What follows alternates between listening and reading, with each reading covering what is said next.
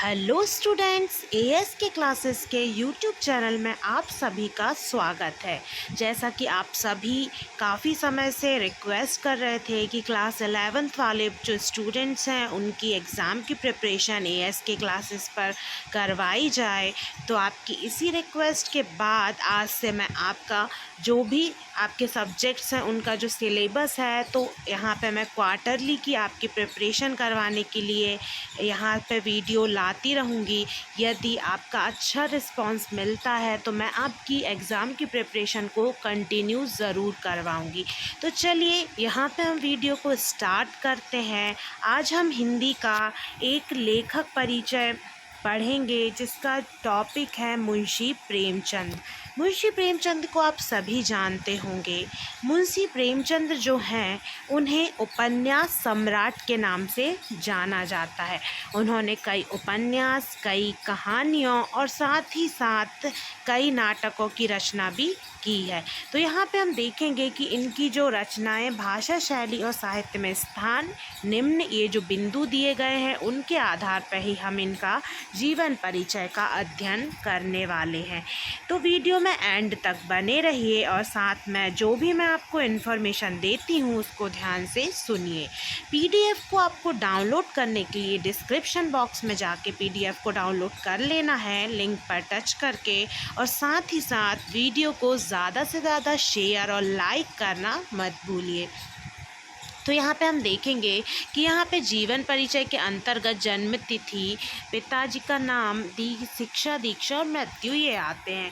लेकिन एक बात ध्यान रखिए कि अधिकतर आपसे जीवन परिचय नहीं पूछा जाता है। बोर्ड क्लास में या फिर लोकल क्लासेस में भी जब भी आपसे पूछा जाता है तो जीवन परिचय को वो कट कर देते हैं। आपको ये 3 ही पॉइंट पूछे जाते हैं, लेकिन फिर भी हम एक बार जीवन परिचय देख लेते हैं कि इनका जो मुख्य बिंदु हैं उनके आधार पर आप कैसे जीवन परिचय लिख सकते हैं। तो मेन हम यहाँ देखेंगे कि उनका जो जन्म है वो 30 जुलाई 1880 में हुआ था। जगह देखेंगे हम तो स्थान जो था वो उत्तर प्रदेश था, वाराणसी जिला था। उसके बाद यहाँ पे हम देखेंगे कि उनकी माताजी का नाम आनंदी देवी और पिताजी का नाम मुंशी अजायब राय था।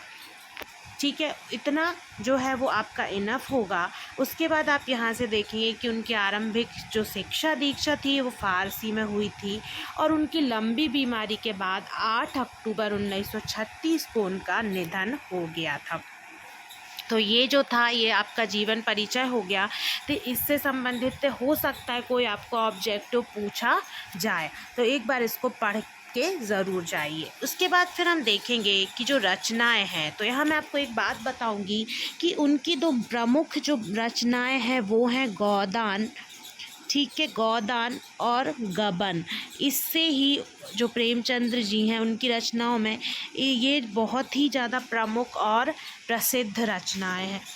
ये जो है ये कहानी संग्रह है और इनको आप ध्यान में रखिए क्योंकि इससे आपको एक ऑब्जेक्टिव भी पूछा जाएगा।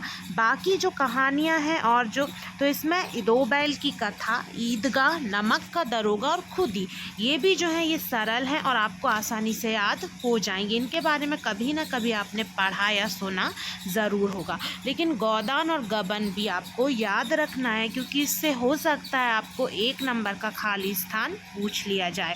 उसके बाद फिर हम आगे बढ़ेंगे और देखेंगे कि इनकी भाषा कैसी थी। तो हम यहाँ देखेंगे कि इनने मुख्य रूप से खड़ी बोली का उपयोग किया था अपनी रचनाओं में। इनकी जो भाषा है वो सहज, सरल, बोधगम्य और व्यवहारिक है। उसके अतिरिक्त अपनी रचनाओं में इनने अवसर के अनुकूल उर्दू शब्दों का भी आकर्षक प्रयोग किया था। अर्थात हिंदी के साथ साथ इन्होंने अपनी रचनाओं में उर्दू के शब्दों का भी आकर्षक प्रयोग किया है। उसके बाद ये हम पढ़ चुके हैं कि इनकी जो भाषा है वो सरल, सहज और व्यवहारिक है, साथ में मुहावरेदार और प्रभावशाली भी इनकी भाषा में ये दो गुण भी देखने को मिलते हैं। उसके अतिरिक्त वे विषय और भाव के ही अनुरूप अपनी शैली को परिवर्तित करने में निपुण थे, अर्थात जिस प्रकार से जो भी वहाँ पे विषय आता था उसके हिसाब से वो अपनी शैली को परिवर्तित कर लेते थे। ये उनका एक बड़ा गुण था। उसके बाद हम शैली पे आ जाएंगे। तो जो उनकी शैली है वो आकर्षक थी, उसके साथ साथ इसमें मार्मिकता भी थी। उनकी जो रचनाएं हैं उनमें 4 प्रकार की शैली का उनने उपयोग किया है, जिसमें वर्णनात्मक, व्यंग्यात्मक, भावात्मक और विवेचनात्मक। तो जब किसी भी विषय का उन्हें वर्णन करने की आवश्यकता महसूस हुई तो उन्होंने उसका वर्णनात्मक शैली में उसका जो भी लेखन का कार्य है वो किया। उसके अतिरिक्त जब कोई ऐसा व्यंग्य या कटाक्ष की आवश्यकता है तो वहाँ पर उन्होंने व्यंग्यात्मक शैली का उपयोग किया। किसी भावनात्मक विषय या टॉपिक पे उन्होंने बात की तो उसमें भावनात्मक शैली, और जब किसी की विवेचना करने की आवश्यकता हुई तो वहाँ पे उन्होंने विवेचनात्मक शैली का प्रयोग किया है।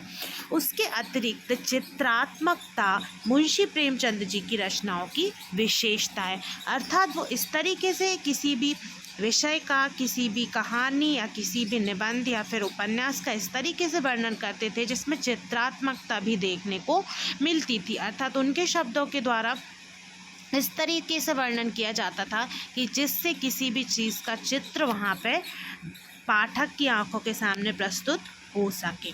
उसके बाद हम देखेंगे तो यदि आप चाहें तो इन चारों शैलियों में एक एक लाइन उनका वर्णन करने के लिए यहाँ पे लिख सकते हैं। फिर उसके बाद हम देखेंगे साहित्य में स्थान। तो हिंदी साहित्य के जगत में कहानीकार व उपन्यास सम्राट के रूप में ये सुविख्यात हैं। इनके द्वारा की गई जो रचनाएं हैं वो हिंदी साहित्य में हमेशा ही अविस्मरणीय रहेंगी, और उसके साथ साथ इनका हिंदी साहित्य जगत में बहुत ही ज़्यादा जो स्थान है वो महत्वपूर्ण है। इनके द्वारा जो की गई रचनाएं हैं उन्होंने साहित्य के क्षेत्र में काफ़ी विकास और साथ में मदद की है। तो ये था आपका मुंशी प्रेमचंद्र जी का जो लेखक परिचय था, वो उसको हमने 4 बिंदुओं के आधार पर यहाँ पे पढ़ा है। तो आशा करती हूँ कि आपको ये जो लेखक परिचय है बहुत ही सरल भाषा में और वीडियो देखने के बाद अच्छे से याद हो गया होगा। एक बार और आप इसको रिवीजन कर लीजिए, तो उसके लिए आप PDF को डिस्क्रिप्शन बॉक्स से जाके डाउनलोड कर लीजिए। मिलते हैं नेक्स्ट वीडियो में नेक्स्ट टॉपिक के साथ। तब तक के लिए आप इसको अच्छे से रिवाइज कीजिए और साथ में वीडियो को लाइक और शेयर ज़रूर कीजिए। Thanks for watching this video.